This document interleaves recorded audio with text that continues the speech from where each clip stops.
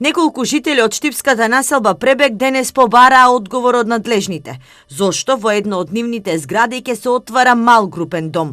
Револтирани, бидејќи никој ниту ги прашал, ниту пак ги известил за отварање на ваков дом. Денес не сакаат да зборуваат пред камера, со образложение дека се само 5 мина, а револтот е кај сите жители од населбата Пребег. Дека малиот групен дом ќе го попречи работењето и на Центарот за аутизам. Пред известен период реагираа и родителите, чии деца секојдневно го посетуваат овој центар. Ако се вознемирени, знаат да бидат некои деца и агресивни, особено кога се во пубертет. И сега доколку се донесат мари деца, има многу мари деца со аутизам, значи би било загрозено, значи не е тоа ни до вработените, ни до никој. Едноставно се случуваат повреди во основните училишта, меѓутоа овие деца се со многу голема сила.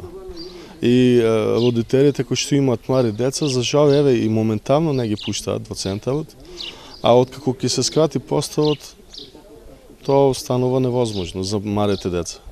Иако и родителите и жителите на Пребег се против отварање на мал групен дом, Министерката за труд и социјална политика при нејзината последна посета на Штип изјави дека само ваков центар може да ги подобри условите за живот на децата без родителска грижа. Заради тоа што сме свесни за постоењето на големи нехумани институции, како што се Демир Капија, како што се други институции кои се на територија на Македонија, но знаете, кога ќе влезете во нив, разбирате дека тоа не е соодветно живеалиште за ни едно дете, ниту за лице со попреченост во Република Македонија. Токму затоа интенцијата на Министерството за труд и социјална политика е да создава социјални услуги на локално ниво. И тој мал групен дом никако не го загрозува функционирањето на Центарот за аутизам. Центарот за аутизам е навистина важен. Го финансираме од една страна, друга страна финансираме Сдружение на граѓани за да го збогати квалитетот за функционирање на тој центар за аутизам, но на вториот спрат кој што во моментов не е искористен како капацитет, создаваме заедно со општината мал групен дом и со тоа го збогатуваме квалитетот на услуги кон граѓаните, не го намалуваме. Малиот групен дом во Штип треба да биде готов до јуни. Во 100 квадрати ќе живеат 6 до 7 деца на возраст до 18 години.